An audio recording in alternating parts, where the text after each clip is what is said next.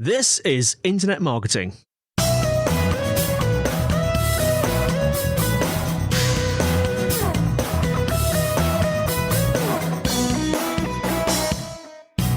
Hello and welcome to the Internet Marketing Podcast brought to you by SiteVisibility. I'm here with Vikrant Shaurya, CEO of Bestsellingbook.com, and we're going to be discussing how to write a bestseller in 180 days. That's 6 months for you that are smart at maths. Welcome to the podcast, Vikrant. Thank you so much, Scott, for having me. Really excited for our conversation today. Yeah, me too. I was just saying to you a moment ago, this is a topic that's close to my heart. I consider myself, I'm an unpublished writer. Writing's always been at the heart of what I do, copywriting, probably like a lot of listeners sitting on a lot of unfinished book projects and book ideas. I've been experimenting and have experimented with self-publishing in the past and plan to do more of it in the future. And that's really what you help writers or would-be writers with. You help them take their ideas and turn that into a best-selling book. So over to you for a quick introduction, Vikrant. Do you want to let our listeners know your role and what you do at bestsellingbook.com? Sure, Scott. So as you mentioned, I'm the founder and CEO at bestsellingbook.com, where we help entrepreneurs, thought leaders, coaches, experts, professionals who have amazing ideas, amazing stories, and message to share with the world in the form of a book, but really don't have the time or skill set to write a book. So we have a team of professionals, and we have created a done-for-you book writing, publishing, and marketing services through which we help them turn their ideas into a best-selling book in just 6 months or 180 days, even without writing the book, right? So this is the process, it's completely done for you, and that's how we help our clients. And so I have to know, how did this idea come about? So self-publishing, how old is the self-publishing industry, for example, on Amazon? Is that maybe 15 years old, something like that? Yep, 15, 16 years old. Yeah. And so when did you get into this space and think, I'm going to help people publish their books? So I'm going to be sharing the story in a very short, right? So I'll try my best to share all of these things in short detail. So 12 years ago, I was in engineering college. I didn't want to be an engineer, but my parents wanted me to be an engineer. So I was there. I was hating the college. I was hating the lectures, and everything was extremely theoretical. And I got to know that engineering is not for me, right? I was still not sure what I'll be doing in my life, but I was pretty much sure that I really don't want to be an engineer. So one fine day in my third semester of my college, I found this book in my college library, Rich Dad, Poor Dad by Robert Kiyosaki. And it completely changed my perception about life and finance. The very same day, I decided to drop out of the college and start something of my own. I dropped out, started a company, hired a bunch of employees, made a bunch of mistakes. And within 6 months, I completely ran out of money. And I had to fire all the employees. I had to shut down the company. And here I was, completely broke in financial debt, in a single room apartment, not able to pay my rent, my bills, and with a broken laptop and a 2G internet speed, searching online how to make money online with zero investment because I had no money at all. And then I stumbled upon self-publishing. This is my first introduction to self-publishing, that I could write books, I could publish books, and I can make some money, I can make some passive income from there. My goal back then was not to build my brand or get more clients, or of course there's so many things which with the help of best-selling book you can do that, but I didn't know that. My only goal was to just make some money, I have to and to pay bills. I wrote some books, published the book, made some money, and in the process there were a few people in my Facebook friend list who started reaching out to me. Most of them, they were entrepreneurs. That because actually I was posting about my book on Facebook. So they started reaching out to me hey, I also have a book idea. How did you do that? Can you also help me out? And I started offering them coaching services, right? I started guiding them. And then from there, I helped thousands of people with my coaching, with my courses, like within 1 or 2 years. And of course, made some money from there. But there were few people, actually, there was a bunch of people in like who went through my courses. They mentioned that your course is good, your stuff is good, but we really don't have the time to write the book. Can you help me? Please help me. And then I did some research and found that there are so many people out there who have amazing ideas, stories, and message to share with the world, but they don't really don't have the time to write the book. So I assembled a team of writers, editors, designers, marketers, and then created this done for you publishing company. Initially, the company's name was the Books Factory Mm. because we were into the producing the books. But then we realized that almost all the books which we are producing, it is becoming bestseller. So we relaunched or rebranded the entire company to bestsellingbook.com. That's the journey. Nice. That's a really interesting journey. And up until the point that you got into self-publishing, were you an enthusiastic reader or writer before you learnt about self-publishing? Is that something that you've always done? No, So it's all new. no, actually, so 10 years ago when I wrote, 10 or 11 years ago when I wrote my first book, I really want you to imagine the situation. Like used to hate English. English is not my first language. I used to get the lowest grades in English subject. But of course, my primary drive was to make money, so I somehow had to write the book. Mm-hmm. And back then, somehow I was able to write the book. And my girlfriend back then, she was very good at academics. She was very good at like English and all stuff. Mm. She proofreaded the book, and then I was able to publish the book. By the way, now she's my wife. That's good news, because I was going to ask what happened. She sounds like a wonderful person, so I thought I was going in a sad direction. I'm glad that went in a good direction. Yep. So yeah, like English is not for me. So I also like whenever I work with people now, I always say that even if you are really bad at writing, even if don't know anything about writing books, still you can become an author. There's so many different ways. Either you can write the book, or you can hire a professional to do the entire writing. So that's completely up to them.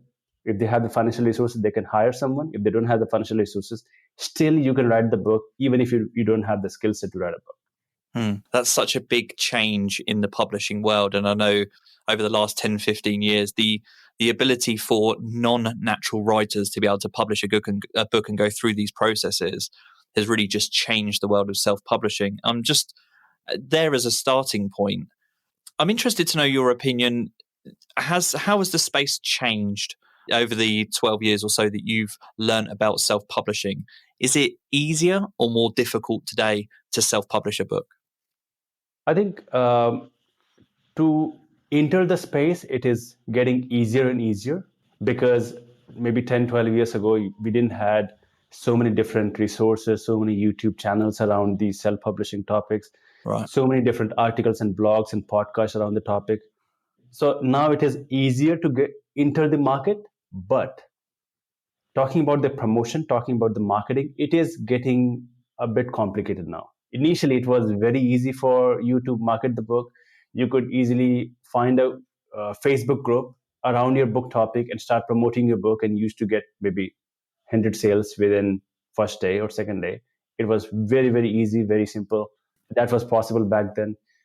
There's so many things which has changed. Like 10 years ago, like there were some black hat techniques as well on Amazon. Means you can do some review exchange, which is completely banned on Amazon now. Amazon is definitely going to find out that you are doing that, and they will delete your book, delete your account. So there are so many things which has changed. Initially, it was people thought that the traditional publishing is the only way, and people thought that writing, and if you are doing self-publishing, it is not going to be worth it. But now we have so many examples in the real world who were self-publishers who wrote the book in a traditional, not a traditional publishing, but with a self-publishing, and they were way more successful than traditional publishing. The reason being, like people are understanding that traditional companies, they really just want to work with you if you have a bigger audience. If you don't, they don't want to work with you. Also, there's a myth that people used to think, and there's still a lot of people like who think that traditional publishing company will be doing the marketing for you, but that's not true. They'll just help you with the distribution process, and eventually you have to do the marketing yourself, right? So people are understanding. People have started understanding this. So the industry has completely shifted to a different direction, and now it is going to also change a lot, right? So of course we'll talk about it in a while. And what else we can see changes in future. But yeah, in 10 years, it has completely shifted. The market has completely shifted. I love it. We'll come back to that point in a moment about the future of self-publishing towards the end of the podcast. I think that's a good way to close out. So I just want to get into this topic about what bestseller really means. And I laughed to myself because it seems like everyone is a bestseller now apart from me. Everyone has best-selling status. I feel like everyone's written and published a book apart from me. You can go on LinkedIn sometimes and someone new has got a book.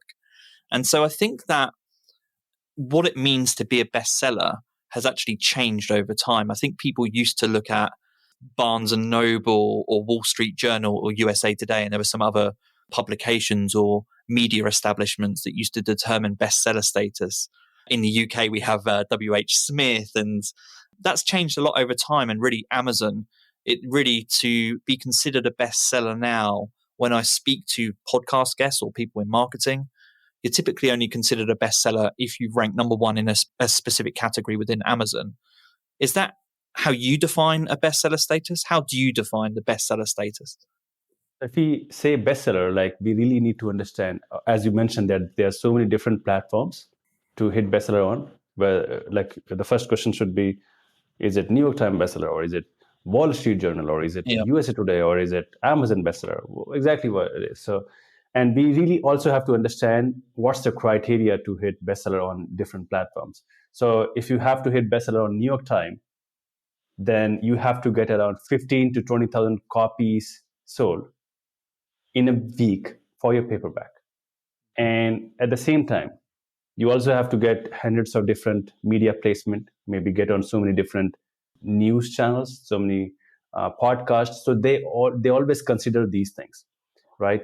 So they don't only consider the number of sales, they also consider so many different things altogether after they decide that, okay, so this should be a bestseller.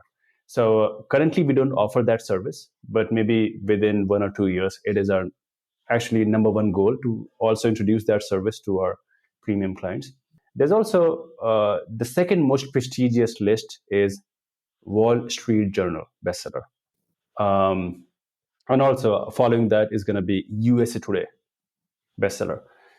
And we offer that services. So to hit bestseller on Wall Street Journal or USA Today, you have to get at least 5,000 to 7,000 sales in 1 week for your ebook.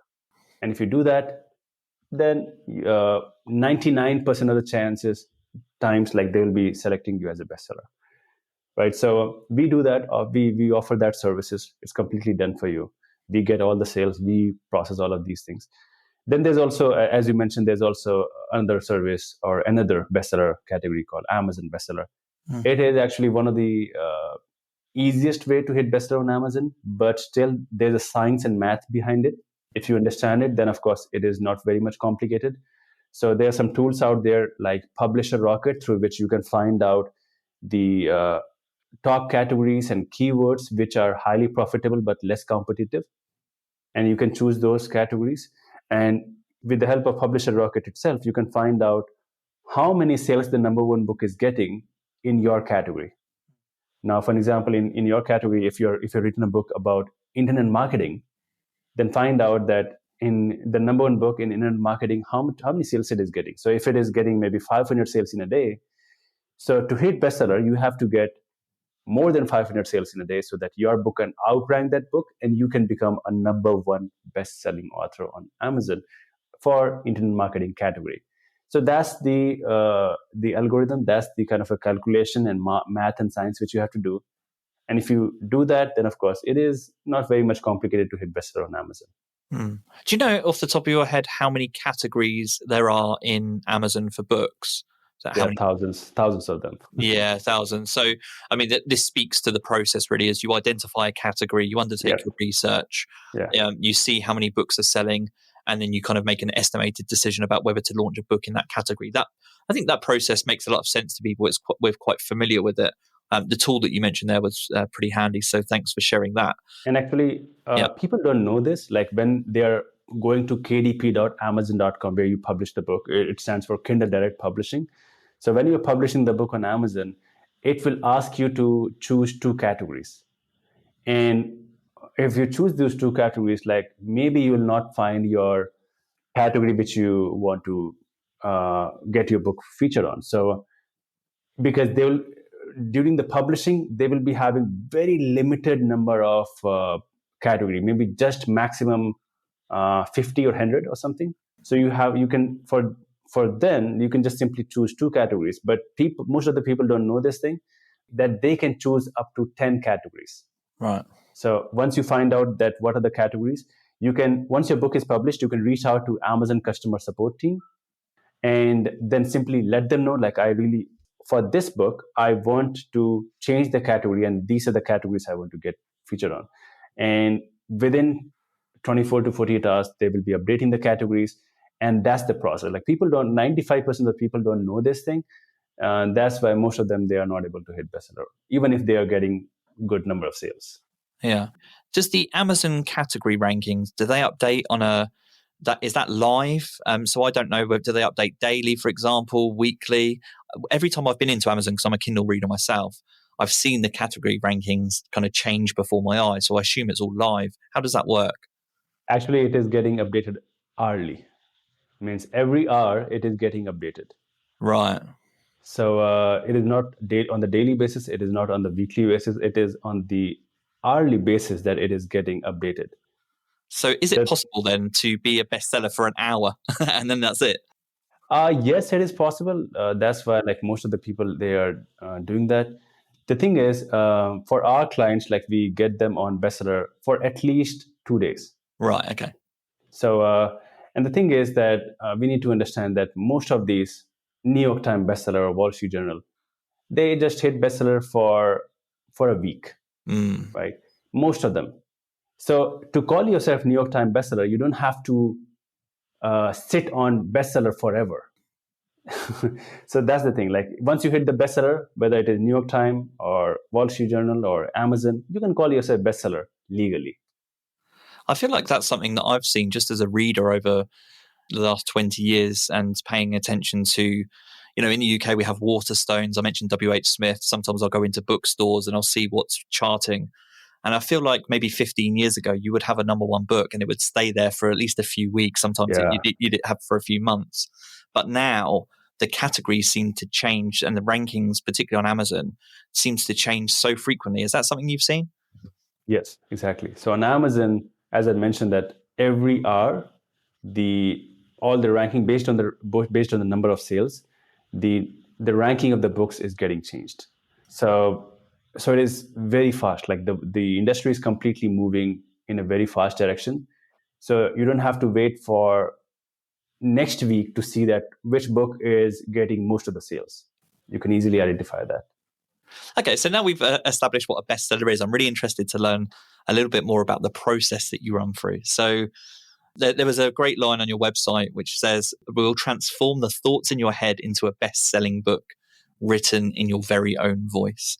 And it's funny because I think if you go back 20 years ago and you read that line, you'd be like, well, how? That's magic. Yeah, how do you do that?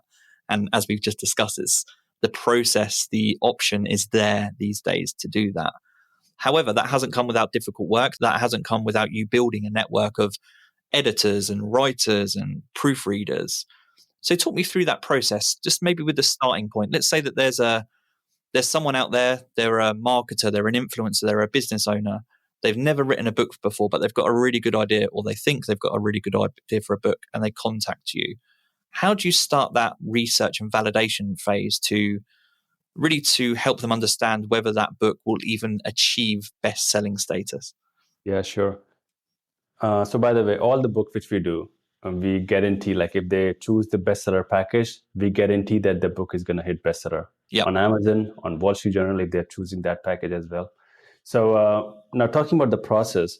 So the first thing which we do, like if the client signs up for a package,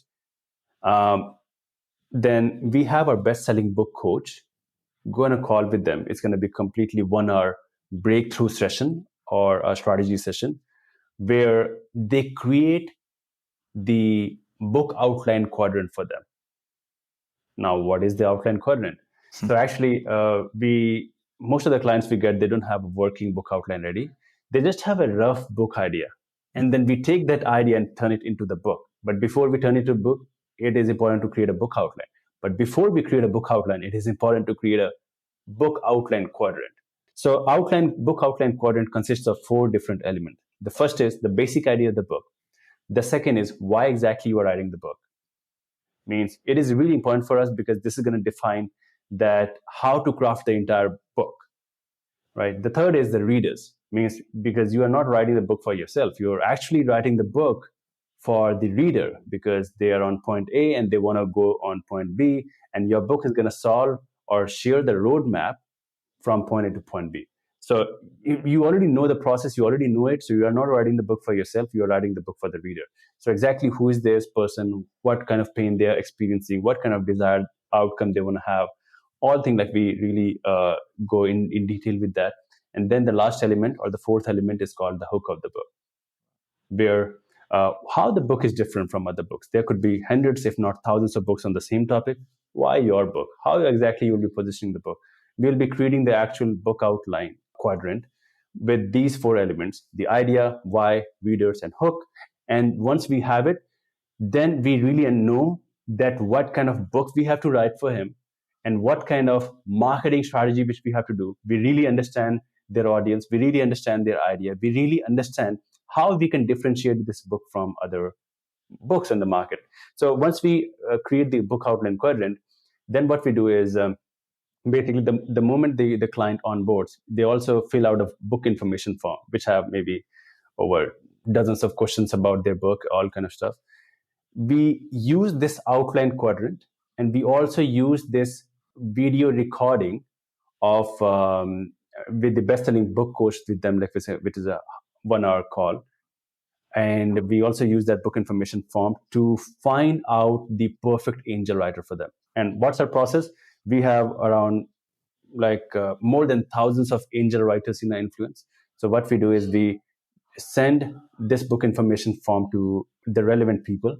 Usually within 3 to 4 working days, we get around maybe 50 to 60 people really excited to work with them. And what we do is to make it easy for them, we shortlist just 4 or 5 people of them. And we also share their profile, their writing style, why, and also they answer these questions that why they think they are the right fit for this project. They review them, they review their profile, their writing style, and also their answers. And then maybe they, after 5, they want to interview 2 or 3 people. They can shortlist them, and then they can come on a Zoom call with them. And after having a call with them, they identify, okay, so this is the person I think could really understand me and write the book for me in my voice. So in case, if in the first batch of 5 people or 5 writers, if they don't find the perfect angel writer, we'll send another batch of 5 writers. So within 1 to 2 weeks, they will have their ideal, perfect angel writer finalized. Now, once it is done, then the next step is they will be working with them to create a working book outline using the outline quadrant and using or having a call with them. And usually we have around 2 or 3 calls. So the angel writer will be having 2-3 calls with them on a weekly basis. So it usually takes us around 3 to 4 months to actually write the book. And the thing which we do is we offer unlimited revision. So once we have the outline ready, then angel writer will be having a call or calls, like different calls with them for every chapter. Maybe for an example, for chapter 1, they will be having 2 or 3 calls. Then they will start writing the entire chapter. Then they're going to send the entire chapter to them. They can review it. They can completely provide their feedback. They don't have to provide the feedback by writing the comment on Google Doc. They can simply record it, or they can have another call and they can share that, okay, I think we should fix this. I think we should fix that. And usually it takes 1 or 2 chapters for the angel writer to exactly understand what the client really needs And once they really understand the flow they are looking for, then it becomes very easy for them to write the following chapters. So for every chapters, like we completely offer unlimited revisions, and we go chapter by chapter until we are done with the introduction and also the conclusion. And once it is done, then of course, again, the angel writer is going to go one more time.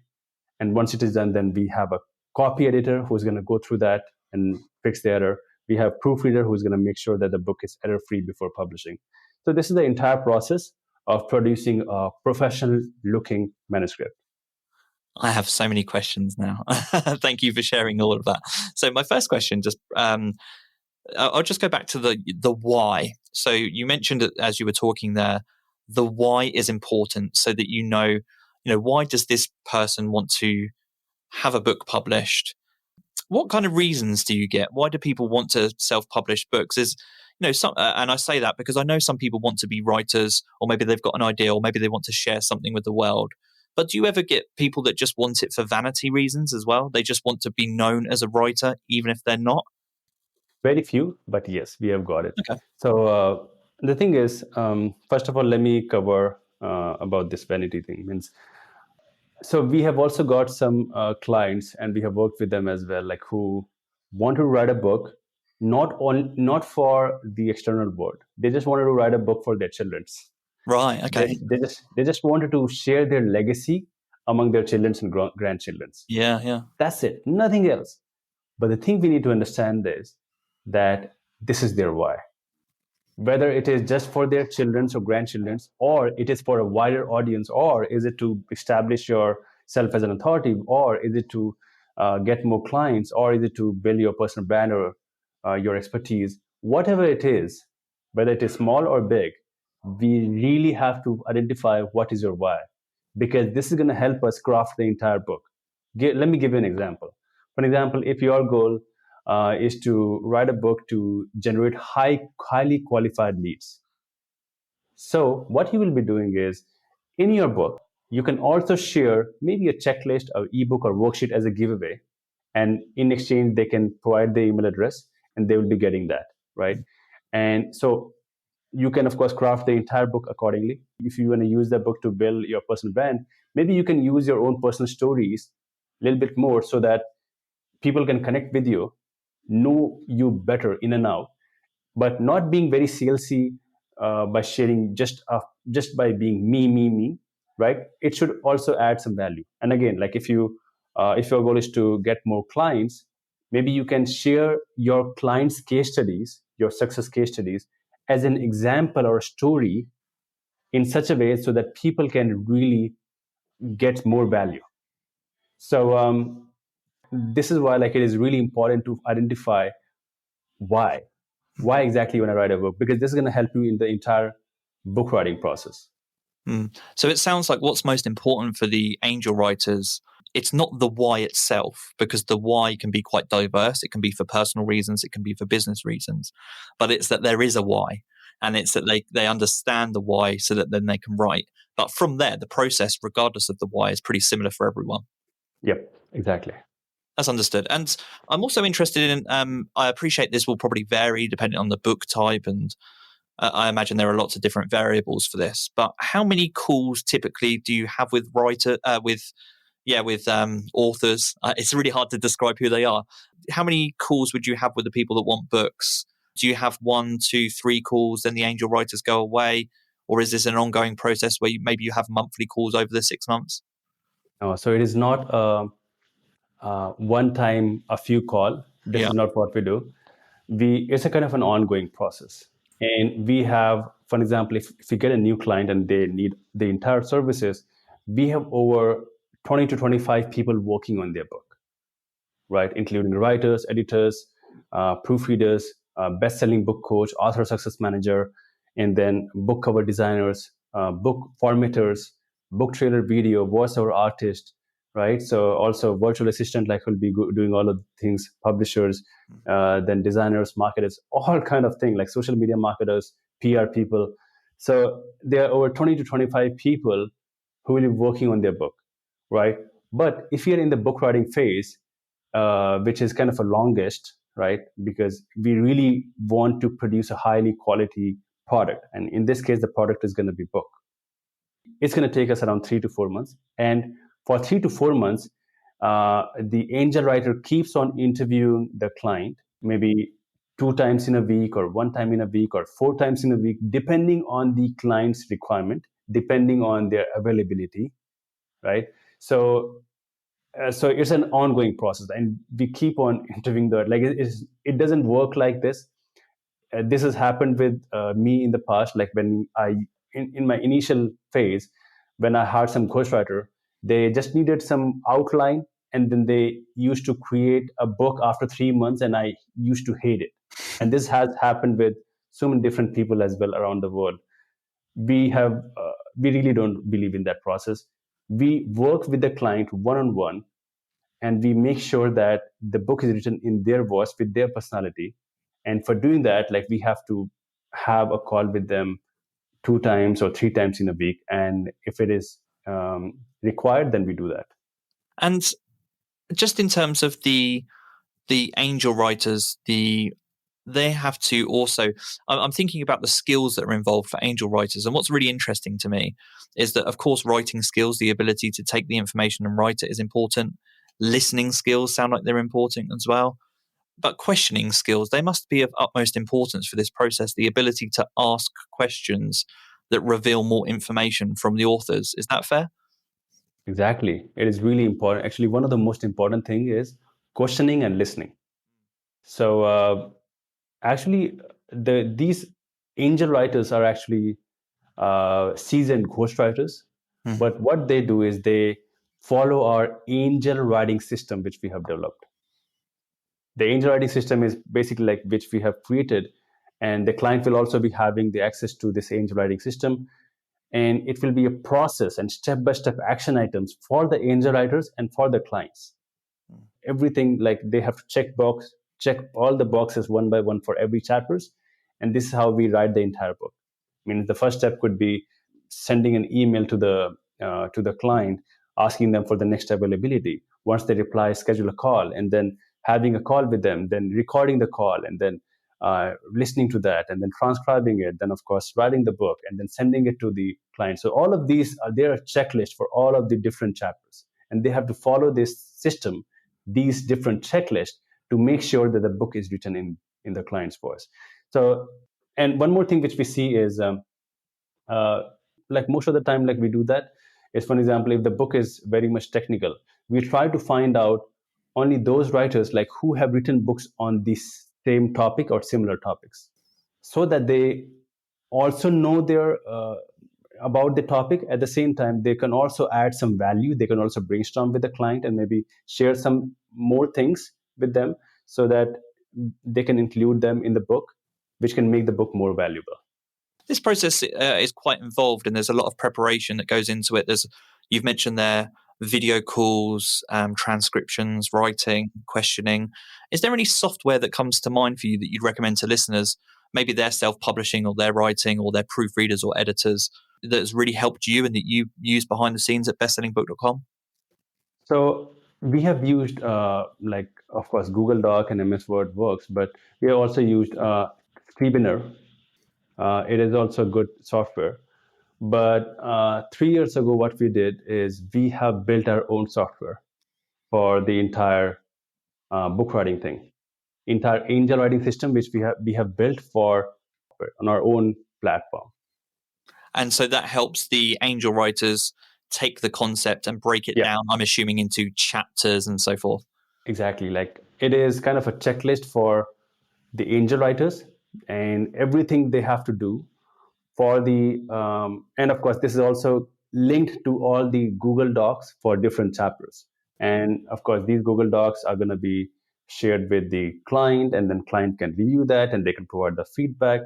Everything, they have a system, and over there they can also add all the resources, all the recordings, all the video recordings they have, everything in one place, so they can clearly review that. If I'm not sure, of course, this is not possible on the podcast, but if it would be a video call, then maybe I could have shared it with you, that exactly how does it look. But basically, the thing is, that everything is completely visible from the book idea stage to book outline to introduction to all the chapters to conclusion, and also all the other steps later, like author bio, book description, right? Everything is there in one place. So I want to move into marketing a bestseller. So everything that goes into, I've really understood the writing process there, but I want to go into, the marketing side of things and when that comes to the forefront of the project. So you talked a little bit about the fact that actually a lot of marketing comes in the research at the beginning and just deciding the title and the outline. All of that essentially is building in marketing from the start. But when do you really start talking as a team or with the client about marketing the bestseller and how to approach it? When does that, at what part of the 6-month journey does that start being discussed? So the moment the book's first draft is ready, then we start doing the marketing preparation.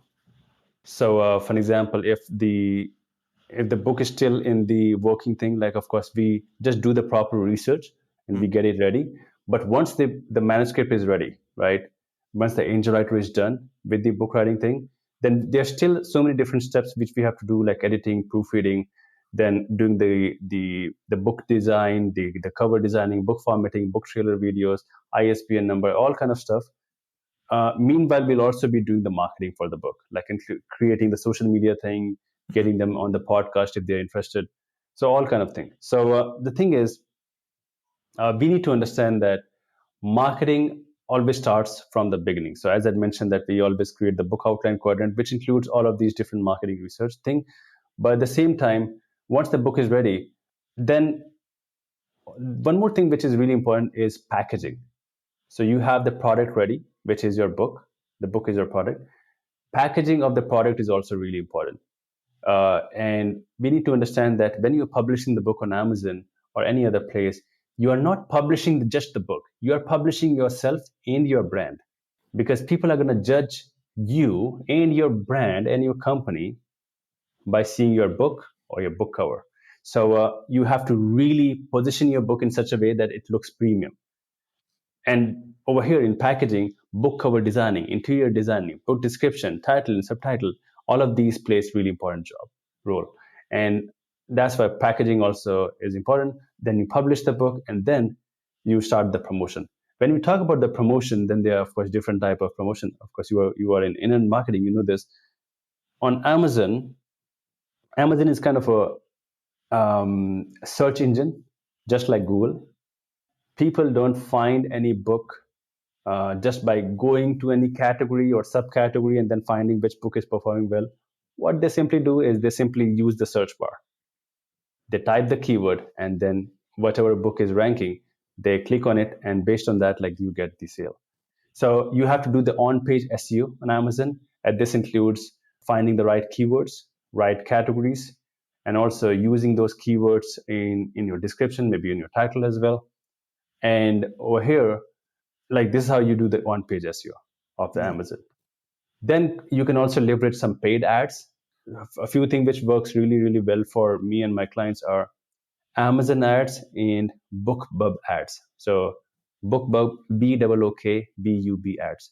So Amazon ads, of course, like, it is a native place to do the marketing for the book, right? So you are using their own platform to promote the book, which is great. You can target only those books which are relevant to your topic, right?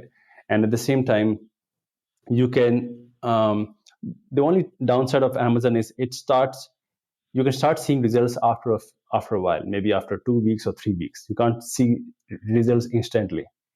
But with BookBub ads, you can start seeing results from today itself.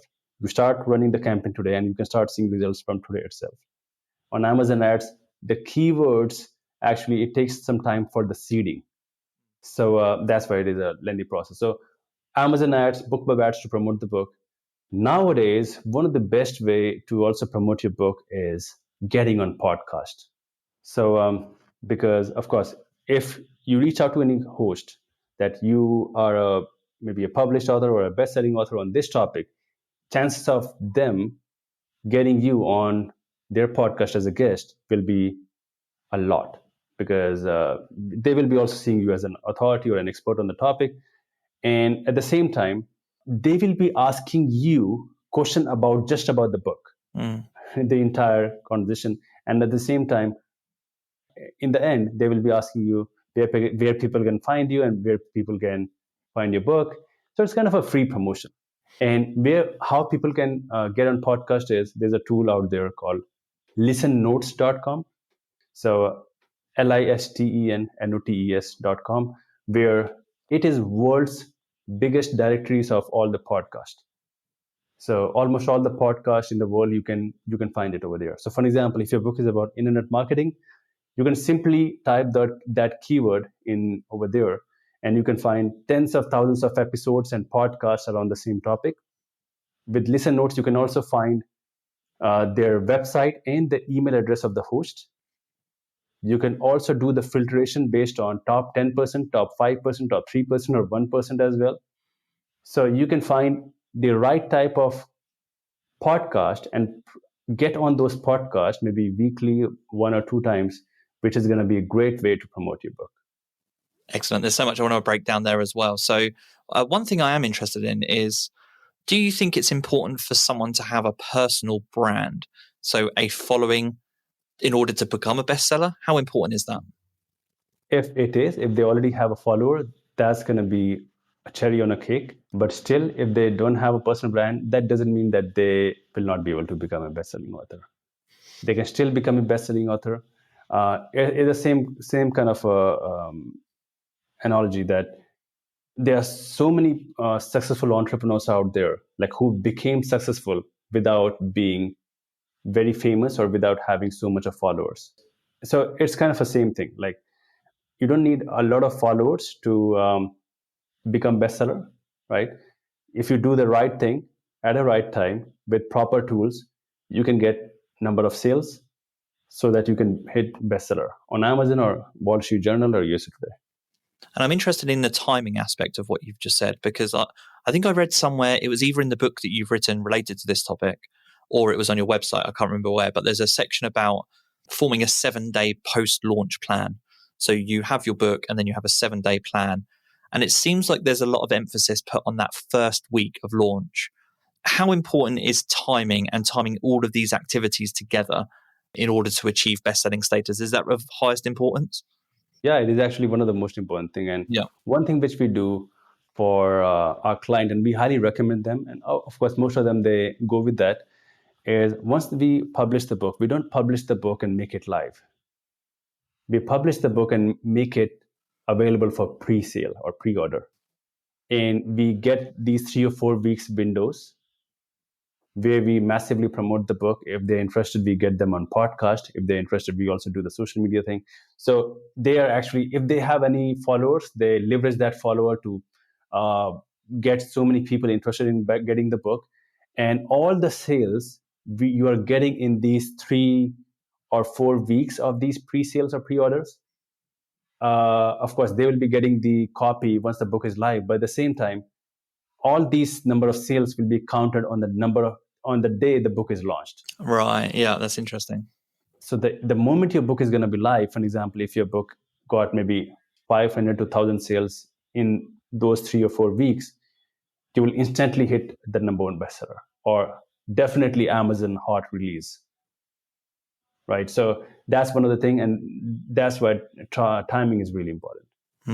That's so interesting. I was watching a Gary V video. He's about to release a new book in November, and he recently went live on YouTube, and he was doing an incentive-based pre-ordering offer.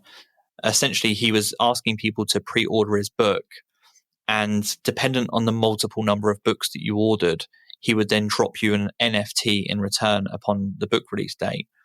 Mm-hmm. So I attended the live YouTube session with Gary V, and there were maybe 5,000 people on the YouTube session, of course, thousands more across his other accounts. But just as I was watching it and I was watching the Amazon rankings, he ended up with all of his books sold out on Amazon and across multiple platforms in the UK and the US. And the book's not even launched for another 3 months. So what you're saying there is all of those pre-orders well, essentially, I mean, it's Gary Vee. He's really popular anyway. So he was probably going to have a number one bestseller with his latest release. But all of those pre-orders will contribute to that book's success on release day and not before. Is that correct? Exactly. Yeah, that's really interesting. Is it possible to apply this same kind of promotion plan to a book that already exists? So we've talked a lot about creating a book for the first time, but let's say someone published a book 5 years ago, but they never promoted it. Can you do an intense marketing program to try and increase sales and get that on the bestseller list? Does that work? We have done it several times. Like 30% of the clients we work with, they already have a published book, but they just need a little bit of marketing, and they want to do that bestseller spot, even whether it is on Amazon or whether it is WSJ or USA Today, whatever it is. Like, we have done it, and it is possible. And we recommend, like, most of the time we have seen that we have to relaunch the book and maybe upgrade the book cover, maybe make some changes in the description, and then we launch the book, and we do some kind of a promotion, and it becomes bestseller. So, yep, we have done it, and we do that for our clients. Yeah. And you mentioned it earlier, and I'm glad I've just remembered this question. What tactics should people avoid? So you talked about that historically there were more black hat things. I'm assuming that there are black hat tactics that are still being used on Amazon, although that maybe it's got more difficult over time. I'm not sure. How much do you see that? And what tactics should people avoid? So there are a few of the things which used to work maybe 5 or 10 years ago, but now it completely don't work, and Amazon can ban you for that. The first is never go with Amazon Review Exchange. Also, in Amazon's policy, it is clearly mentioned that people like your friends and families, they should not buy the book and leave review. Oh, interesting.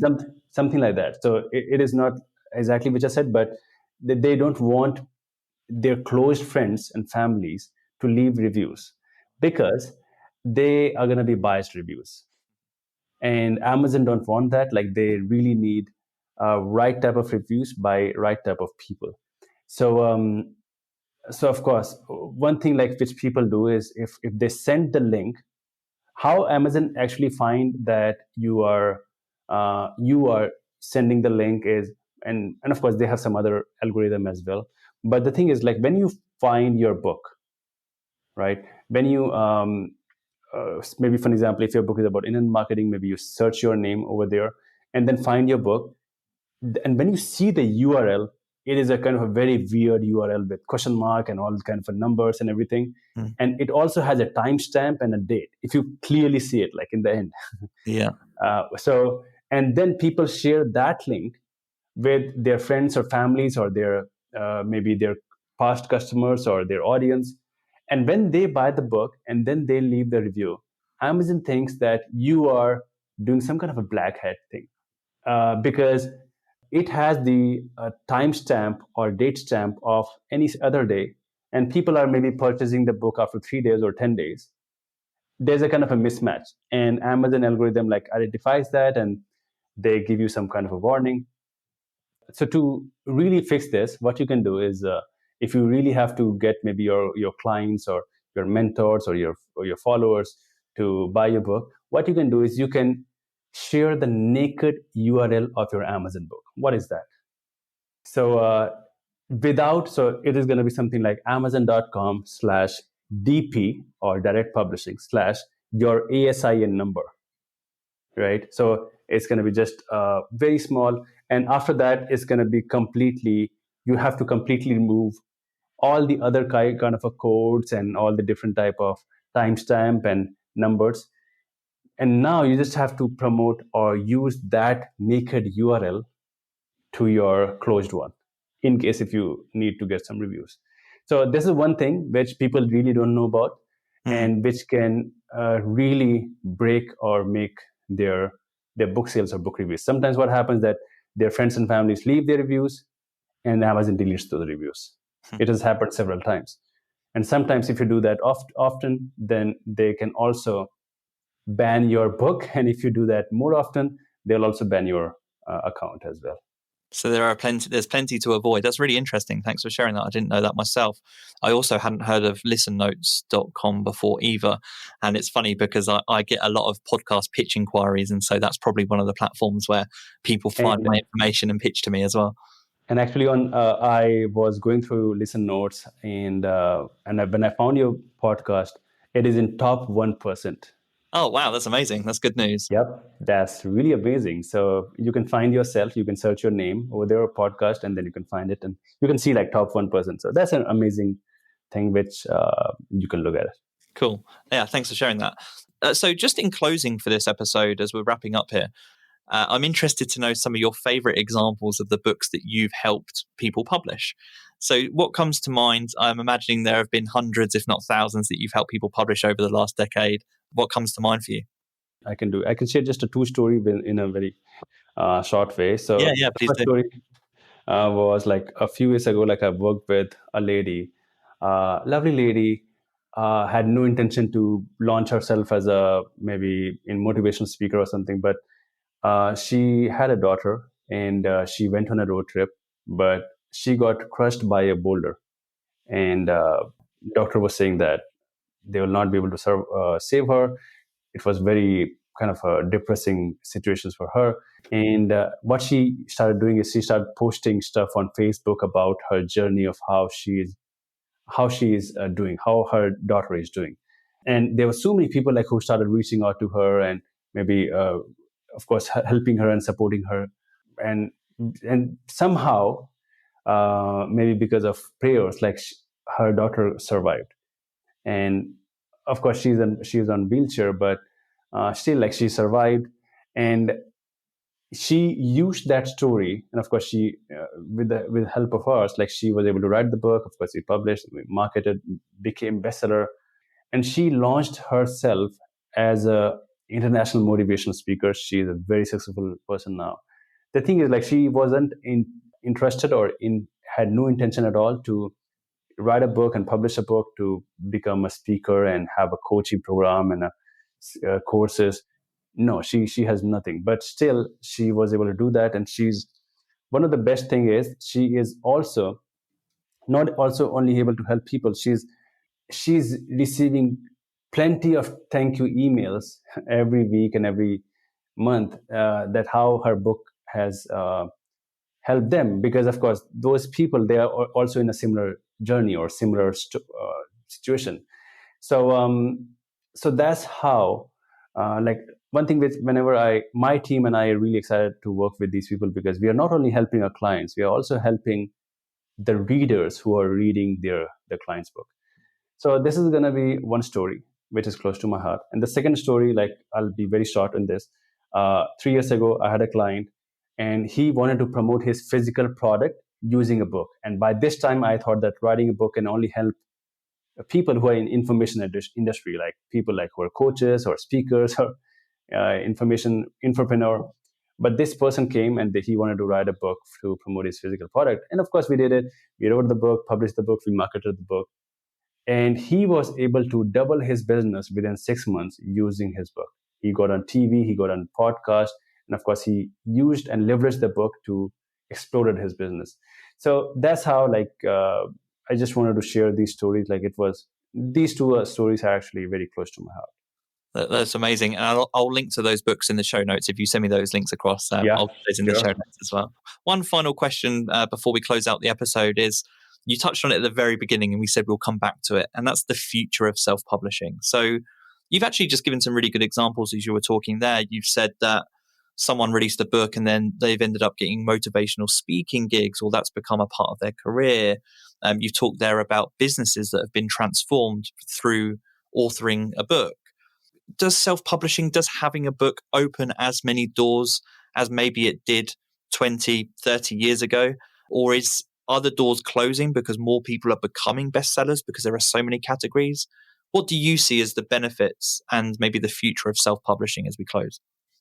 The thing we need to understand that every people who are writing book and publishing book, maybe even on similar topics as well, these people have a unique voice and a unique personality and a unique story and unique message and unique vision. And that's what differentiates them from all the other people. Even if there could be thousands of people have written the book on the same topic, but still, like, think about it, like weight loss.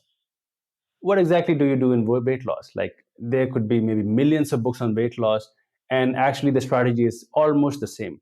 You have to avoid junk food, you have to hit the gym, you have to eat healthy and follow these things, you have to just these things. These are the basic things which is actually in almost all the books. The only thing is like the story which is linked with the process or the message or the unique perception about seeing those process. And that's what differentiates every book. And even if there could be thousands of books on the same topic, still don't hesitate or don't stop yourself to write a book, because you have a unique voice, you have a unique message and story, and that's people are looking for you. People are really looking for, maybe even if you help just one person in your lifetime, that is worth it. Now, if you talk about the future of self-publishing, it has changed a lot. Like 10 years ago, it was completely different, and now it is completely different. One thing which is still not changed is a few years ago, like people used to, like in 19th century or maybe before that as well, like people used to sit down and write the book. And still, we are in 21st century, and people are still writing books the way we used to write books in 19th century. Means, of course, we are not writing on paper or on stone, but we are still sitting down and writing the book on MS Word or Google Doc. It's the same kind of a process. Or maybe we are hiring a ghostwriter and then they are doing the actual writing process. But what is the difference? Like, it is still we are in the 21st century, and it should be changed, and it will be changing. So the publishing industry has changed, but the book writing industry is kind of a similar. So it will be changing. So 2 weeks ago, I wrote my entire book in just 5 days, or total 10 hours, with the help of artificial intelligence software. And one thing which I did is I documented the entire process. And of course, people can find more about it by going to bestsellingbook.com/challenge, and they can find more about it. But the thing is, now these artificial intelligence softwares are the 21st century ghostwriters. And this is going to completely change the book writing process and everything. So this is going to be the future of self-publishing or the book writing. That is such a good teaser for people to go and see that link. And I know exactly what you're talking about. I've discussed it on the podcast recently, but the evolution and introduction of GPT-3, all of the AI writing assistants, makes the writing process so much easier for non-writers. I'm fascinated by the future. I know that there are writing purists out there who are quite scared, but I think that there's no argument that it is at very least a very interesting and exciting time for self-publishing. Yeah. We'll close there. Maybe we'll have to come on in the future. I'd encourage our listeners to check out that link. Maybe we can pick up the discussion about artificial intelligence and writing in the future on the podcast. Sure. But before I let you go, do you want to let our listeners know where they can find out more about you and bestsellingbook.com? Yeah, sure. So they can simply go to bestsellingbook.com. There are plenty of testimonials and case study. If you think that this is the right fit for them, then they can simply schedule a call by going to bestsellingbook.com/call. One of our author or strategists is going to come on a call, understand their book ideas and publishing goals, and then we can take it from there. There could be a few people or listeners who want to write the book themselves, or maybe don't have the financial resources to hire a publishing agency. So what they can do is I have created a checklist which we use for our premium clients one-on-one, and we use that checklist, which includes all the steps and sub-steps which are important. And they can simply go to bestsellingbook.com/checklist to download this checklist, print it out and paste it on the wall. And then it's going to make the entire publishing journey and the book writing, publishing, marketing very, very easy, because it has everything. And at the same time, this checklist also comes with a blueprint which explains how to use the checklist. So bestsellingbook.com/checklist. Wonderful. And I love your message just a moment ago that everyone's got a unique voice. Everyone's got a story.